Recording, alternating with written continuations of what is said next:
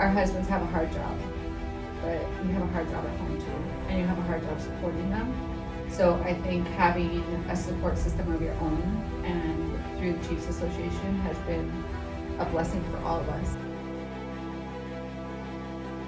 Chiefs move a lot. A lot of agencies will not hire from within. So that is one thing that is kind of a commonality, is a lot of chiefs do move around a bit. It's not easy to be a police officer's wife. No. It's not easy to be in any role like that, any first responder at all.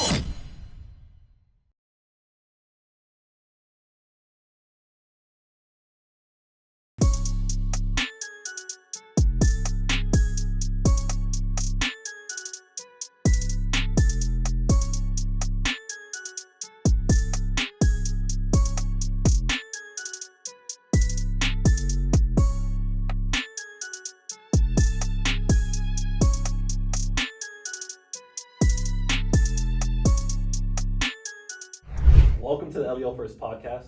My name is Michael Laidler, which you all have figured out probably at least yesterday. I know Sonia didn't come to my presentation, so I don't know how much she remembered about me, but obviously bringing me back and forth to the conference helps out. For the viewers, today we have Sarah from Beulah. Oh, that's a whole other joke in itself. We have Sonia from Mandan, Shauna from Tioga, and Angela from Grand Forks, where we've been fortunate enough to do the podcast here. For the viewers, if they don't know, everybody is a spouse of a current chief, right? Everybody's active chief, and we wanted to create this episode to highlight what you all have going in your life, because what we realize is a lot of times the spouses, the kids, any family member, they're kind of put on the back burner, and we know chiefs are stressed out, but sometimes we don't actually hear the other sides of the story, because we always say, well, the chief's going through all this, but when the chief goes home, it ain't like their stress just stops. And that's where I think we can pick up on this side. And of course, there's no script to this. All the viewers know that. Watch any episode, any podcast I host, I just throw things out there, but we will be on a path to how do we make this environment better in general. Because that's what it's all about. How do we make the law enforcement family better? It's nobody's doing it by themselves. You're in nursing, you know that you can't run a hospital on your own. Same thing with law enforcement, and it's all about the family. And this is our chance to highlight what you all have going on in your lives and what you want people to know and what you probably need help with, because we can't do it by ourselves. So who wants to start off first? What do y'all want to talk about? Now Frank did say you would probably start off, so he described you in certain ways. Yeah. All those gentlemen describe me in certain ways. So anyway, so being a law enforcement wife is not easy. We all know that. When you're married to the chief of police, it's really not easy either. You have, and it's hard to balance that life, because you have your husband and you have to hold standards in the community. So you can't do things that some of the other wives do. You also have to hold the standard, not as a police officer's wife, but as a chief's wife. So you're not as friendly with the other officers and their spouses. Like, you care about them, you're friends with them, you support them, you do the best that you can, but you still have to maintain a different level. So it's just like, you have to manage your personal life just as well as you manage a business life, right? So, you know, when things are going sideways, you can never bitch down, you always have to bitch up or across. And so it's the same way being a police officer's or a chief of police wife. You can't go to another wife and bitch about what the other officers are doing, right? You have to find other support groups like you ladies to bitch across, because shit rolls downhill. So that's difficult. And then the home life with raising kids, your husband's disciplining the community, they're managing a community all day long. They don't want to come home and manage kids. So we had that struggle in our house where I had to be the disciplinarian and he got to be the friend. So it was like good cop, bad cop. And I think every wife deals with that. You basically raise your kids as a single parent, and dad gets to be the friend when they're a police officer. So I think there's a lot of aspects to being a law enforcement wife that make it difficult, but yet in the end it's really rewarding. I know, Shauna, you struggle with him taking time for you, and I told him last summer the rule of sevens, like, you have to follow that. I don't even care about me. So honest to God, I don't care. Come home and pay attention to your kids. Right. Don't, I And know that's a how to struggle. raise them during the day. I know how to raise them during the weekends. Which, you know, is a sign up on its own. Like you were Right. saying, like, you don't know what you can marry into somebody that's already a police officer and still not understand the concept if you're thinking about having kids. It comes to the point where when they're toddlers, that's not just a dad. Right. It maybe I want to say it's not just a mom's job to raise the babies. It's, you still have to have a dad come home and pay attention to you, so they're growing up knowing what their dad's doing, Right. not just, I'm going to work so I can come home and be mad all night. Right. Which, And I think, like you were saying, it doesn't just drop off at the door. A lot of us get to go to work, and granted, I can't say this anymore, because I own a home daycare too, so Okay. I'm constant, 24 hours. Kids, but most people get to leave their job and leave it at the door. Yeah. Right. Just like work expects you to go in and leave your personal life, there is none of that in this not in law this environment. enforcement environment. Like, there is no just leaving it at the door. But on the other hand, a lot of agencies, a lot of different states don't recognize that they also need somebody to be able to talk to. Right. Not just another chief, not just their wife. They need to be able to talk to somebody else. Because when they can't talk about it, like you were saying, it does roll up. You can't go to another officer and say, hey, this is what I'm going through. You can't come home and talk to your wife about it. Right. And in the same aspect of, you know, is just being able to talk to somebody and realizing that part of maintaining how you're doing your job is being able to talk about it Right. to somebody. I think another thing too is in the smaller departments, the work really follows them because they get phone calls on their personal phones.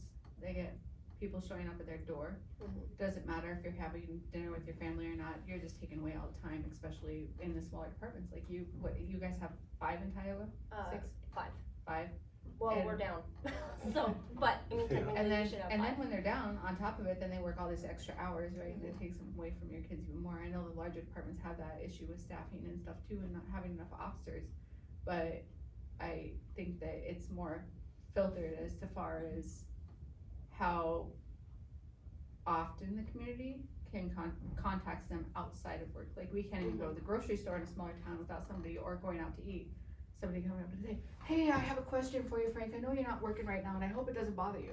Yeah, you know, it bothers me, it bothers me, this is my time, like, you know, sometimes we go I anywhere? ask them, I get frustrated enough when I answer our personal phone, and they'll say, hey, is Frank there? And I'll say, is this an emergency? If it is, you can dial 911. And he's like, Sarah, don't do that. I'm like, well, Draw the it's line like though, yeah. Yep. your personal life, like you have to have time for your family too, and in a small department, it's really, really hard. It's really hard.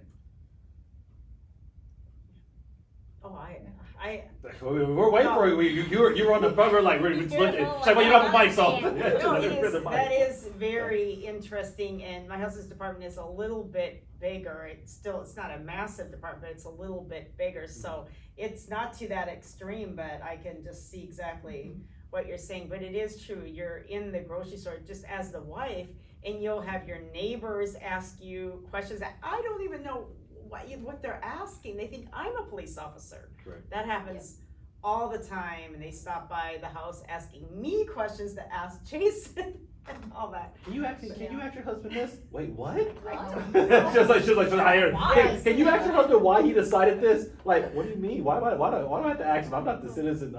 Like inquiry. So, but also it is what she's saying. You know, I can't go to the PTA meeting and be just a jerk, because of who my husband is. You know, everybody knows who I am, so I cannot go there and say what I really want to say. So I have to. You're held to a different standard. Held You have to to fighting a your weight defense. difference. I think Sarah may say what she really wants to say. Yes. Something, and I think she's like, yeah, I say a lot more than what I should. Sometimes I do, but I mean, over the years, I've learned to do it a little bit more tactfully. I mean, You know, what you said earlier, I think it's a kind of good thing to kind of go back to. You know, when I was just thinking about being a law enforcement officer's wife, I wasn't thinking about the different levels. Like, there's a difference of being an officer's wife, a sergeant's wife, a lieutenant's wife, and a chief's wife. I know all your chiefs, I know all your spouses weren't always chiefs. So when did y'all realize like there was a difference? Like when did you realize that now you can't just go vent to people below you anymore? Like, cause it would look bad on the chief himself. Mine is easy because it started, I met my husband, so we had dated for like 2 years by the time we got married, and a year after, I'm gonna forget time frames, so forgive me, but about a year after we were married, we were pregnant with our first. I was pregnant, whatever. He was promoted to chief 5 days after our newborn was born. Like, we literally took him out of the hospital, had the weekend with him, and the next Monday night was a commission meeting where he was getting promoted to chief. And that, I don't wanna say it was a downfall, but from then on, it's always been, where's the village that you were kind of expecting people would be, Cause you weren't able to build it up, right. like, or build into it, I see, okay. Yep, it was a very short time frame, like, he was already, a corporal, I wanna say, when we had started. He moved up very quickly, like, small town department, you lose one person and you're moving up 2 or 3 at a time. So there was no real build up. I knew he was an officer and that I didn't really have much to say back then. But, you know, after that newborn was born, it was immediate that it was chief. And yeah, like I said, it was just kind of, you already know from the get-go that your community isn't really gonna back you the way you want to all the time. They forget to see you as a mom, as a newborn mom or first time mom or whatever the case, and kind of look at you more, well, now you just are, you know, everybody's gonna have their own opinions, especially in a small town. Absolutely. And they never really looked at that after, as far as, I can still be a mom, you can still be my, you know, help me as a village, being a mom, instead of, I'm just the chief's wife. Yeah, you're on your own at that point. Right. And from that perspective, like you said, from the community, like, hey, you're the chief's wife now, so hey, whatever feelings you thought you were gonna have, or support in this case, just hey, you're on your own, because you're on a different, like, you should just know. And you're like, I don't think it works like that. No. With the first kid, the first kid, I don't think it works like that. Now, a few more after that, you might be able to figure it out, but usually the first one, especially like you said, 5 days after, jumping into that. Yeah, that's a big jump. Angela, you said you were a cop before? Yes. So how did that like what they're saying, like how did that like because you've seen it at all different levels. You've seen it before. Like, were you married before? So that's we have a really, I think, an interesting just observation here on my experience, or our experience, is that I got my degrees and then moved, got hired by the City of Madison, Wisconsin Police Department, moved there, so I'm not from there, I'm from Minnesota, and then was hired as a police officer, went through academy and training, and then met Jason that way. So we met working, going car to car, going on calls. He was on the SWAT team and I was not really good at tactics, so I got used to like thinking that he would just criticize my tactics. But anyway, and so then we just started dating, and then I knew pretty early that the role is not for me, and not so much the role, but the community. Like I didn't really jive with Madison very well, but I was there on my own. It was like, I signed a lease, you commit, like I gotta do this for a while until I get something else. So then we met, and and then it was from that point on, when we got serious and got engaged, bought a house, like, I found another job in the private sector, but was already pretty used to when we'd be on the phone, he's like, I gotta go, like, no problem. You know, okay, do your thing, or leaving, he was on the SWAT team, and so there's lots of just disturbances, you just got used to it, and then really, I kept, because my role in the private world became more focused on internal investigations, I just naturally became more private. So I am more private, like, I'm not out there as me on Facebook, my LinkedIn is hibernated, like, I just, because of that, it's kind of like, I just kind of don't really exist, and don't have opinions, because in all these roles that I've had in my world, in my careers, as Jason has also moved in his careers, I've just been like, I just know a lot of corporate secrets, so I don't share, I don't offer opinions a lot of the time. And so it's just been when he brings forward things that are concerning, or, you know, maybe there's some idea sharing or thought partnership, like, we just do that back and forth with each other, because it seems like we each need that at different moments in our careers, and so we can be the sounding board for whatever it is, because it just stays quiet with us. And that's another good thing too, is opinions, so, and social media, so when you have people that in your community that are upset about decisions that are made in law enforcement, or decisions that are made by the council, or somebody else's opinion on the council about something that they've done in law enforcement, and you understand it because you live it, right? So you're in it day in and day out, so you understand the decisions that are made, but yet the community doesn't, but you can't go and correct them on social media or educate them, because then it just opens a whole nother can of worms, you know?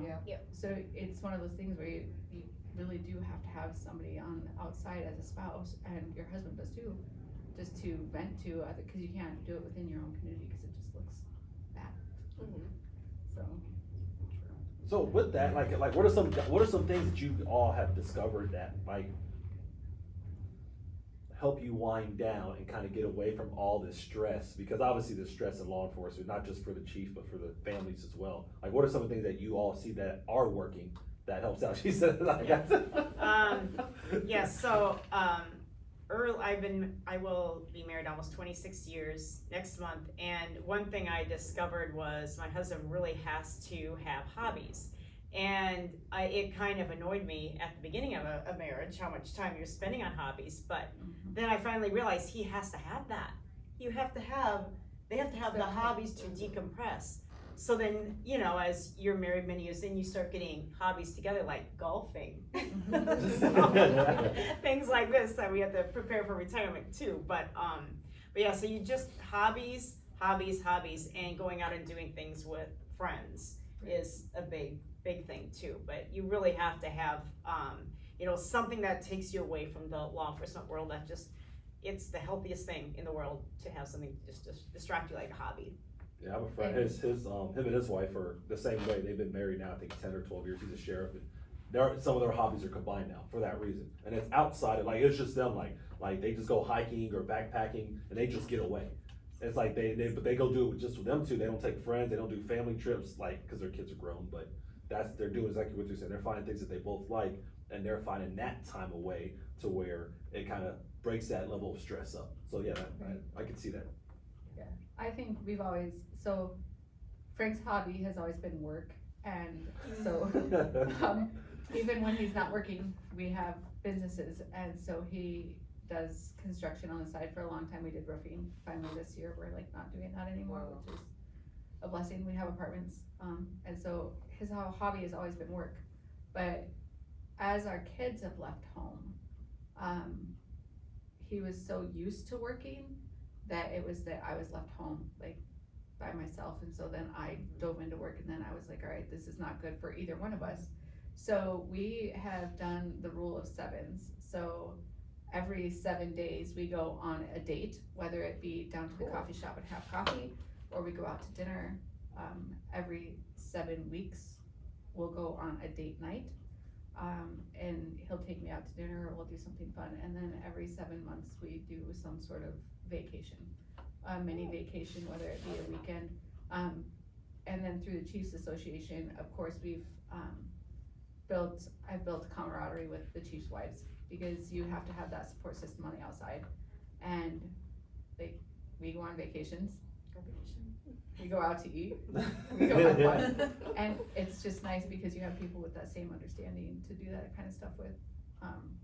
We've had, like, especially when tragedy strikes, being able to reach out to the other wives is like, so when 2 years ago when Paul Martin got killed, my first call after I found out what happened, because Frank was there when it happened, I thought it was him. My kids came home and they're like, Mom, check Life 360, there's a head-on 200.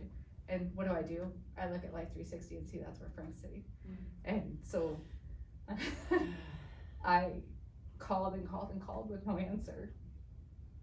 So then after I found out, my first call was to Sonia. Yeah,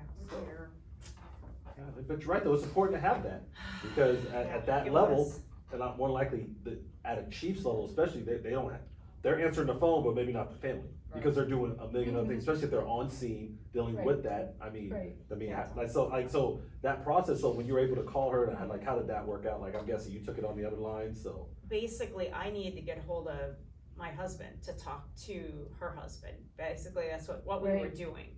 Because he had just been through this traumatic experience, and Jason's, they're just best friends. So we needed to. So I had to get a hold of Jason because he was out of state. So I had to get a hold of him to connect those two together. Yeah, because he really needed to talk to Jason. Yeah, it was traumatic. Yeah, it was very traumatic. But the planning ahead is what I believe is the best part of that story, which obviously the death and all that, what you went through wasn't good, but the fact that you knew you could call somebody who can make connections. Also, what you guys did as spouses is you were looking out for your spouse. Yep. You see what I'm saying? Like even if like you made sure Jason called Frank. Yeah. Frank maybe obviously he wasn't trying to call Jason at the time, but he needed that. Like you said, you knew your spouse, she knew hers. It's like, hey, we may not be able to talk to them in their language, but they can talk to each other. Yeah. Right. So it was like another like support system. So what I found out speaking to leaders, sheriffs, wardens, chiefs, is they don't have that person necessarily that they can think of.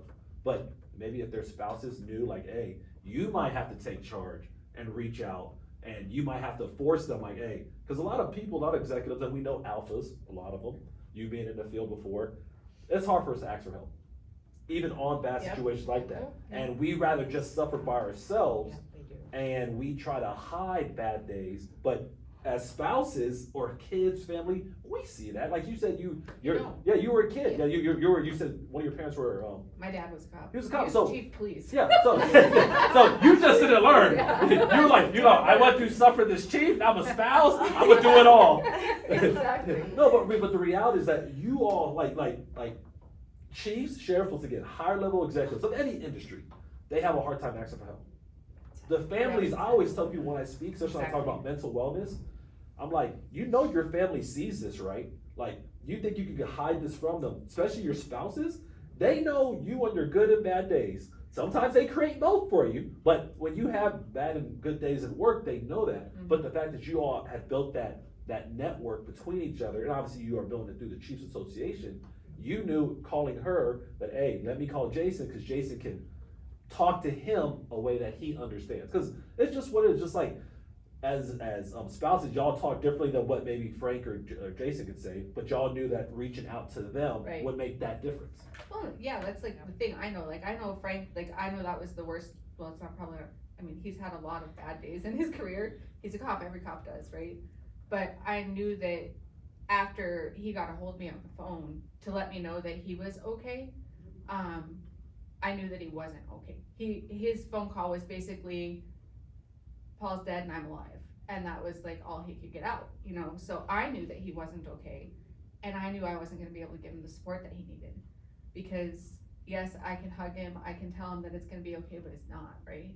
So I know that reaching out to Jason was the best thing I could have done, because Jason can talk in his language. Like I don't know that as an officer, So we also had an incident several years ago too, where one of our chiefs got killed and it was not on duty, it was off duty, but we had, like, his wife needed us. Yeah. And It was just a few months after we had met like this Mhm. as a group, as a Chiefs group. It was just a couple months later. Yeah, it was so even just devastating. Yeah. But you know, we wouldn't have even met them had we not had this gathering. yeah, so it's been a good thing to build, you know, a relationship with the other police wives, just because our husbands have a hard job, but we have a hard job at home too, and you have a hard job supporting them. So I think having a support system of your own and through the Chiefs Association has been a blessing for all of us. You know, some people aren't as active as some of us are, like Sonia, myself, Linnell, Jason's wife. She's, Yes. we all are, Yeah. you know, just know that if anything happens, we're there. We might not talk every day, but when we get together, it's like everybody understands venting sessions, so. Well, I will say in North Dakota, this is the first time I've seen the Chiefs Association focus on what we're talking about today. And that lets me know men like Jason and Frank, they're thinking about stuff like that, like, hey, how can we make the outreach? Because this was Jason's idea. This wasn't Michael Laidler. I mean, I love doing podcasting. I love speaking to people, but this was Jason like, hey, Mike, what do you think about doing a podcast with wives? And I was like, I don't know what his ultimatum, I don't know if you're trying to get brownie points. I don't know. I don't know. We Trying did not get brownie Okay, now I just found out this is his idea. Yeah. Jason, I'm sorry, Jason. I know you're probably watching. Jason's definitely gonna watch this. Jason's like, Mike, why did you tell him on the air? Now I gotta stick with it. But when, from a visionary standpoint, it makes sense in my head, because what we're talking about, what we will talk about on the next half as well, is how do you get through stuff like this, and how do you create these networks? Because we know it's just 4 of you sitting here, but we know just at the conference there was 50. Probably that, well, there's probably, there's 50 chiefs, probably not 50 married. Let's just say half of them were married. There's probably another 15 or 20 of them wondering like, man, should I get more involved? How do I get through these bad days? Is it just me? And maybe their voice isn't as strong as you all's can be, and they need to hear this. So on Jason's side, this is where I'm gonna say my own face on this one. He's thinking about how he can help the whole association. And Right. we know spouses across the country see it, because this is seen by everybody. And I know you always share it, but it's like, how do we get through this thing? So I think it's a great idea that we're sharing stuff like this. Even in some of the surprises, some like Shauna's like, I didn't even know what we were talking about today. I didn't know. Shauna's like, is this gonna be on video, Michael? Yeah, that's kind of the thing. But it's important. But it's cool. Y'all doing good though. Video me, but it does help, and it, especially if there's other states out there that don't have this summer conference where wives can get involved. It's, you know, obviously being in North Dakota, we only know what's going on in North Dakota, but other states in the country are obviously going through the same thing. Yeah. And I would imagine that there's a lot of other states out there that would probably be in more need during certain times, where wives do need to come together and they need to know how they can you know, find that community of other wives, not just their like the department wives. They're, you know, you can make friends anywhere, but it has to do with what kind of friends we're actually meeting at these associations, at these specific gatherings. I would say it is highly unusual to have a Chiefs Association invite the wives. I actually think this is highly unusual. I speak a lot of conferences. It is unique. Okay, I speak at a lot of conferences. Really? Chiefs, sheriffs, yeah. Usually, at most you might see is maybe an event. I've seen a few more conferences picking that up, both sheriffs and chiefs starting to do events for the spouse and having family days and like that. But actual attending, I don't see as many. And that doesn't mean they don't invite the spouses. Maybe it's just not promoted. Like, this is probably one of the, we didn't have the biggest amount of chiefs here, but percentage-wise, I've seen a lot more wives, percentage-wise, than even some of the bigger conferences I speak at. So you're right. It is kind of unique. Mm-hmm.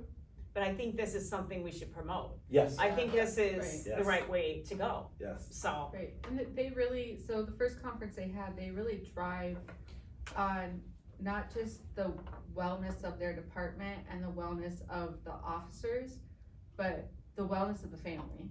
Because, Yeah. I mean, if home's broken, work life is gonna be broken. Right. Yeah. If work life is broken, your home is easily broken. So you have to, like, they really promote that, communication, support groups, and like mental health, and it's a really good thing, and it's unfortunate that not every place does it, because, it's not easy to be a police officer's wife. No, It's not easy to no. be in any role like that, any first responder at all. Yeah. Like, Yeah. even dispatchers, detention officers, like, you see it all, and any emergency services, it's not an easy job, and it's high stress, and there's a lot of trauma. So, getting your whole family involved, and one thing it's done for me is, sometimes, even though I was a cop's kid and a chief of police's kid, I have very low tolerance for drama and pettiness, and sometimes on the political side, being a chief of police, you have to play the games, right? And Frank is a very good politician.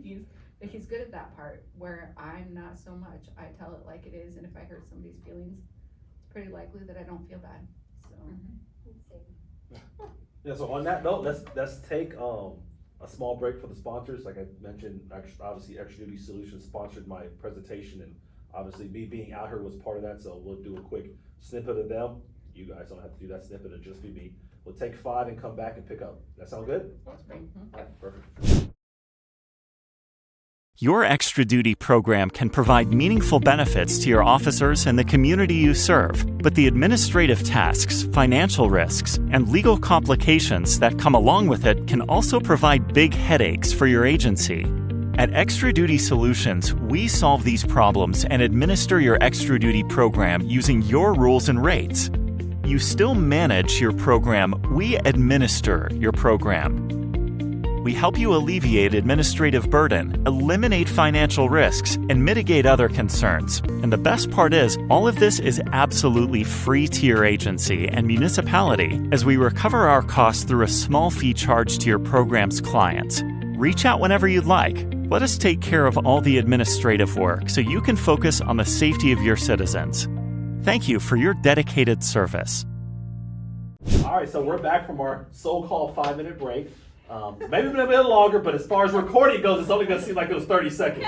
So we're good on that. So one thing we kind of talked about during the break was your new move here, because apparently you haven't been here that long. How long have you been in Grand Forks?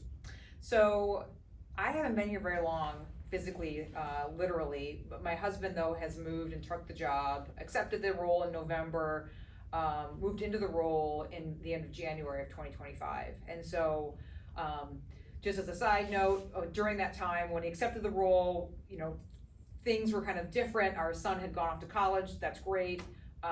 And then right around Christmas time, we got word that my mom was terminally ill with cancer. And so, so Jason moved here. I'll call him Jay, because I keep it separate. Jay moved here, started his role. We got him into the apartment and whatnot. And then I was taking care of my mom in Minnesota until she died in March. And so even when we thought we had a plan in November, it was, well, the plan that we thought we had, even though it was an enormous change for us to move a couple of states away, it changed even more when we had to separate.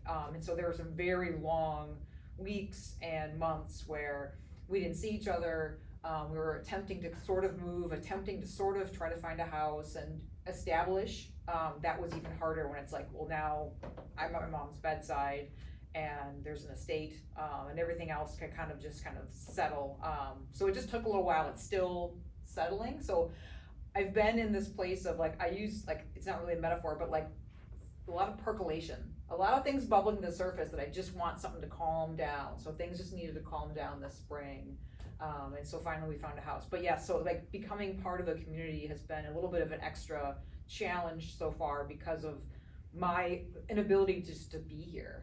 and to really get to know people. And people Jay and I would joke because he thought that maybe people thought that I didn't really exist.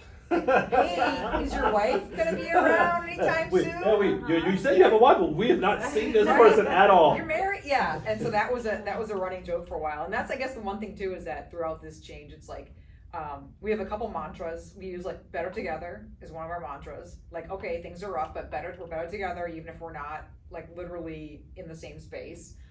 We're on the same plane of where we're going to be headed. And then just having a good sense of humor about a lot of what's going on, even when it's been fairly dramatic and stress-inducing. So it's just trying to keep things on the high note. Like, okay, well, we embraced this change. Like, we accepted this. We knew this would be part of the deal. We didn't know everything else that was going to happen, but that's just the way life is. And the other thing to note is that Jay's dad died last August. So we just have had a lot of something the last 12 months. Yeah, we're only in June right now. We're waiting for the 12 months, and maybe that's just going to be like the little bow. We tie the bow on some of these significant changes. You know, our son, our only kid going to college, all of it. So it's been a lot of like, how do we keep each other centered and together with this? And a lot of it's just like what we were talking about at the break. Like, we just like, what do we agree on right now? Like what's it directly in front of us that we have to handle, and what can we like either push off to the side or just not have to worry about right now? And so there have been a lot of things that have just been postponed, and so just and trying not to take moments together for granted when it's like, all right, well, I'll be driving to Grand Forks, and from where we are in Wisconsin, it's like 8.5 hour drive, and so it's like, all right, just trying to get here in the winter has been a whole thing. And and so now we are in summer, and you know, it feels very much like more solidifying at this point where we can share the same space. So yeah, but it's been a thing. The community's been welcoming, so it's learning the community, learning the job, which has been his role really, and then scoping out my role, as we talked about earlier, attached to that too, where it's like, all right, well, what do I do here? Like, and I'm just kind of rolling with the observation piece of it,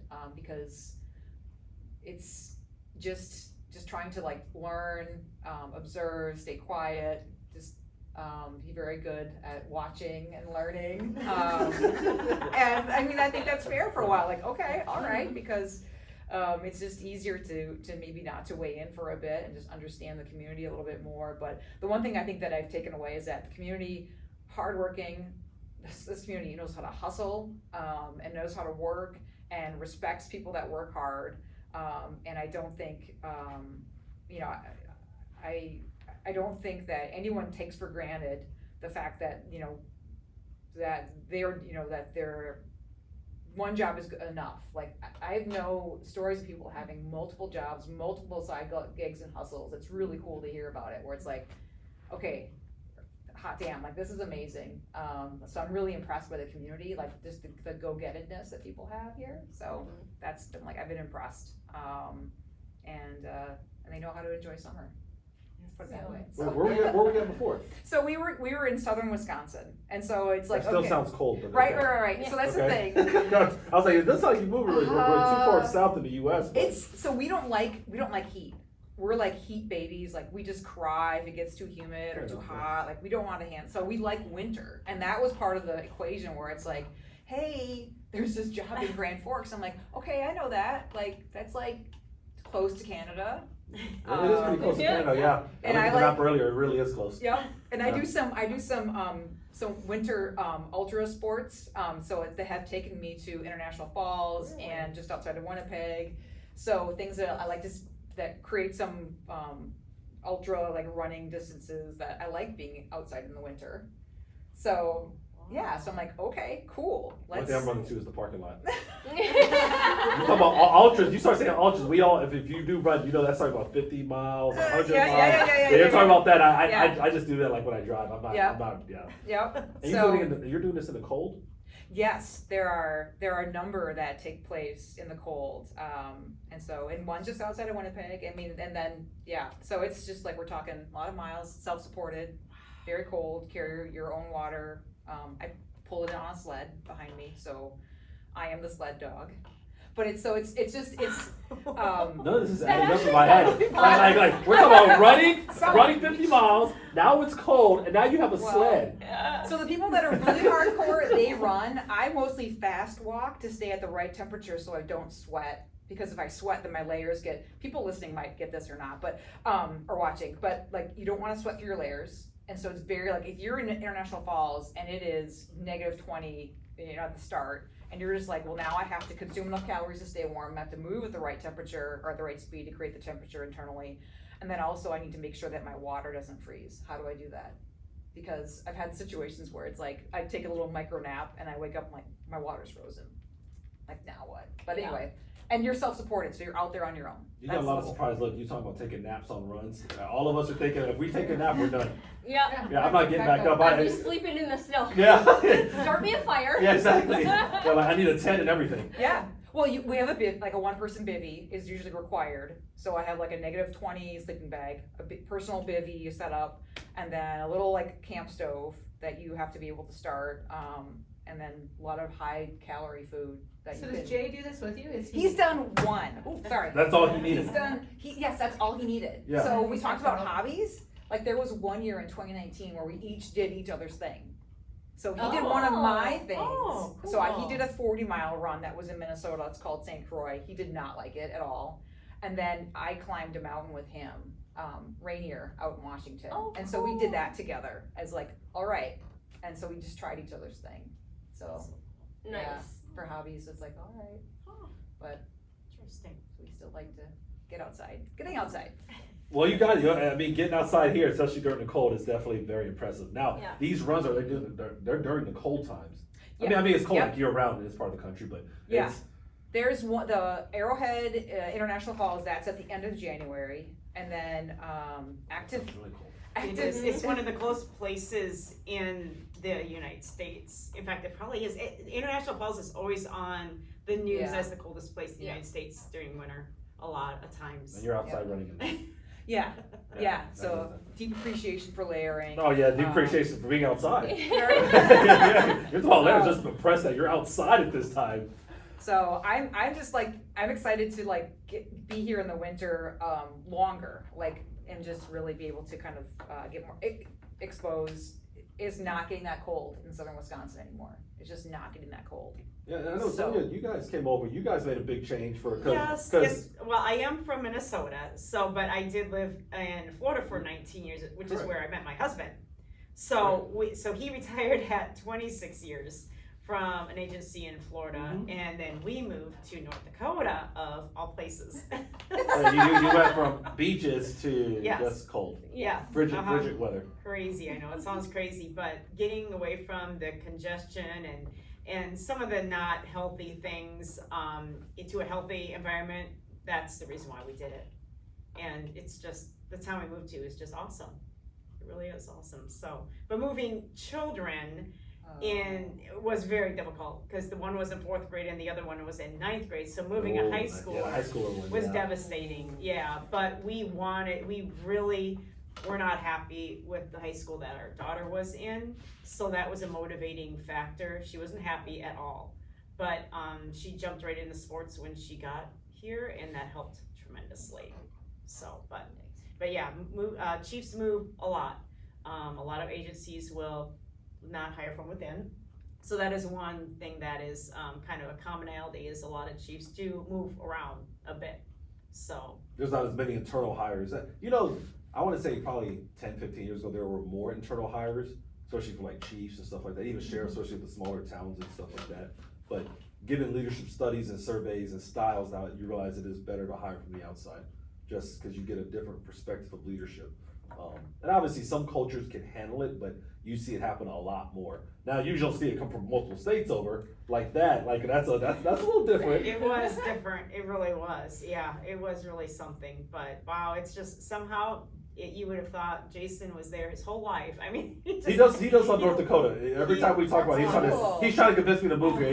He's like, oh yeah, he tried to say, Oh, he said, good, Jason's okay. been saying this, so I Yes. have not looked up real. Actually, we did look up real estate yesterday out of curiosity. There it is. But because I was just curious about the housing market. First step. But she's right. Jason does love North Dakota. Like I was just like, he was like, after this conference, you're gonna want to buy a house here. I was like, in 3 days, Jason? God, you have a lot of conference in the state of North Dakota. I'm we impressed. sold all of our friends in Florida, which a lot of them have visited too.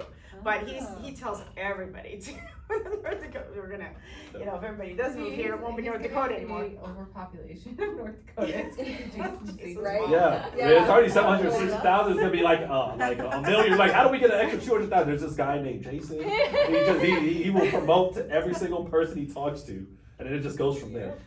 Oh. So that's good. So based on the time, we're gonna wrap things up. So I guess we'll start with you, Sarah. If people are looking to find you, reach out to you of any manner, I don't know if you're social media or not, or if you want to share, you can. You don't have to. Yeah. Where can people find you, or where can they find the Beulah Police Department?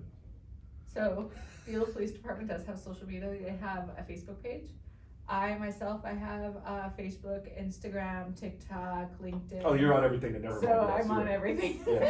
Yes. And I always say, the reason I say it because you don't know who's watching, listening. They may have questions on how some of the things we talked about, like how did you create like the bond of the spouses in the association, or how are you creating the after hours things? Because once again, I think that's the most important part of what we talked about is how you create that fellowship, like because you should have other people, and like we talked about, there's probably you all think there's not a lot of associations that do this. Like I speak a lot, and I say it again, and I repeat myself from earlier. This might be 1 out of 50 that actually takes it to this level. And I don't mean I've been everywhere, but I mean in my mind, I haven't seen anything to this magnitude for like the podcast and the camaraderie. Not saying it's not there, but there might be someone out there looking for how to build their own system. So you said pretty much every social media platform out there. Okay, all right, perfect. Sonia, what do you think? I'm on Facebook. That's I guess about it. So, yeah. And then Mandan, I don't know if do they have their own? They have their own Facebook. Mandan PD has their own Facebook. Okay. And then I have my own Facebook. So yeah, if anybody wants to reach out to me, we're happy to talk about what we've done here and what we plan to do. So yeah, absolutely. Sean? And it's always fun to plan for the next year too. Yes, it is. Yes. Right. Sean? Um, The mic. oh, She said, we only have 4 mics and 5 people. Yeah. I had to figure it out. so I'm basically only on Facebook. I have Instagram. That's it. Okay. Tioga, I don't know, give it the Yeah, size they Tioga has their own Facebook. Okay. And actually, Josh works on different videos of Okay. the town. Perfect. So there's little snippets of Tioga PD action going that he puts together. Andrew, where can they find you if they're looking? Besides running to You Winnipeg really won't from find Grand Forks. me. Yeah, I'm pretty much hidden, but yeah, Grand Forks has its socials and everything like that. But yeah, Ultra Sign Up is a way to find me, I guess, and where I've got some of my races there. But that's as close as I'll say. But find me at a race. Yeah, no, that's right. And I want everybody to know that, although I want people to know that they're watching that the people that we have on today's podcast is not representative of any of these agencies. They are the spouses, so don't come to them thinking that, hey, I want to know about Beulah, I want to know about Mandan, I want to know about Tioga, I want to know about Grand Forks. No, it's just saying if you want to know more about the city and that chief that works there, that's the way to find them. Don't call that Facebook page and say, oh, I want to talk to Shauna. Yeah, we're Tioga, North Dakota, not Tioga, Texas, because we've actually had calls from Tioga, Texas. I believe in that. Yeah, that's what I'm saying. So I mean, but I want people to know, like, if they're watching, don't think they can reach out to the PD to find you all. You are private citizens away. It's just as far as your spouses, that's where they're at. If you want to talk to their spouse, reach out to them. But I'll just say just to highlight the cities that you're in. So if they're not, I don't want them calling Grand Forks saying, "Hey, I saw her on this." So she said, "No, rewind it back." We're not saying call the police department or reach out social media, but that's just saying that if you're looking for that department, that they have their own respective agencies and you are not representatives of that. So that's perfect. Final words. Since we ended right here, we'll go back this way. Any final words? Final words. I can't think of anything other than I appreciate the time and the chat that we're able to provide here, and maybe we can kick off something. Maybe this is a pilot of sorts to take something forward, or at least maybe someone else will kick somebody else into gear. So yeah, my thoughts exactly. I like being the pilot of this. At first I was a little bit, are you sure you want to edit out that much? But it actually does a lot of good, just being able to have this kind of pilot and knowing what's out there, especially for other viewers in different areas. Get into your Chiefs Association and try and make a difference in your area.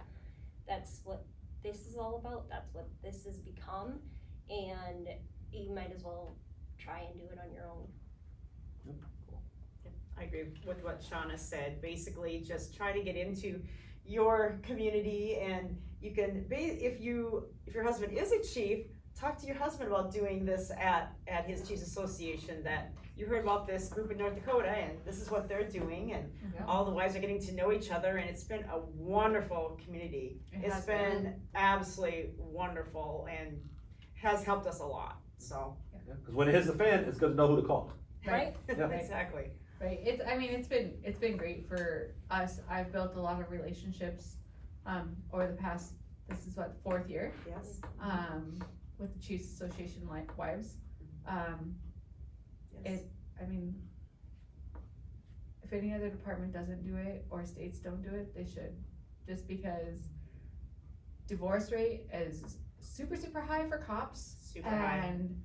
And this is one thing that gives you guys a support group, not only for your spouses, but for yourselves, so they have somebody else that understands that you're not alone. Like, life is hard being married to a cop, let alone the chief. So it's a good thing to do.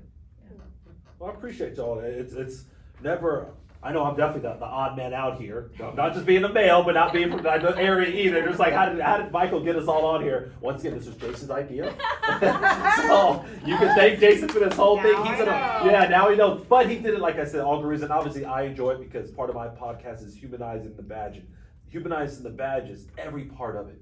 It's just not the person that's wearing it, but it's the people that are supporting it, whether it's the family, the agency, the community. And I think without people knowing this, obviously I could say so much, but hearing it from each of you gives a whole nother perspective that people may have not thought of. Or they're like, oh, we didn't think they thought that. Now they know some idea of what you all have been through, what you all are doing, and maybe if they're having that bad day or that bad moment, maybe they can find a way to kind of maneuver around it. Maybe they can watch an episode like this and say, you know what, maybe we should form our own group, or maybe we should talk our association, whatever that looks like, or our police department, into creating something like this, because we shouldn't struggle alone. We shouldn't face some of these things by ourselves. Right. And there's a lot of people that want to do stuff like this and they don't know where to start. So I think this is a good idea. I love being obviously it's my podcast. I like doing it. I like speaking in general, but I also like learning from other people, because I don't want to know everything, but I want to be able to guide people in the direction of the right information. So I do appreciate your time.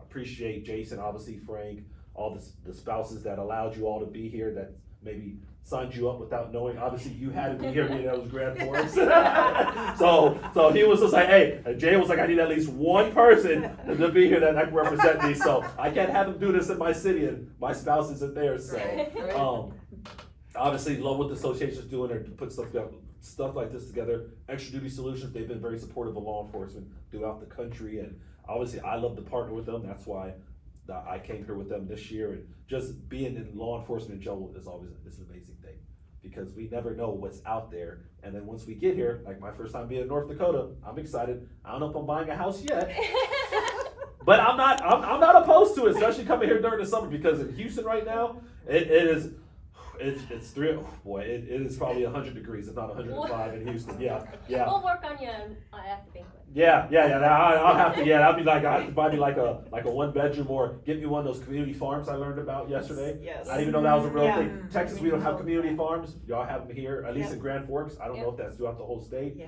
Community farm is a cool thing. The whole state. Yeah, that's pretty cool. So they say let me not, because that'll be a whole other podcast. Once again, I thank you all. Spend a couple of hours. Obviously, we got some more stuff to do, and the podcast on it, they don't have to know about that. Just know it's gonna be more fun time spent together. So Yeah. appreciate it, guys. If y'all don't have anything else, we'll end it there. Thank you. Thank you. Michael. Thank you.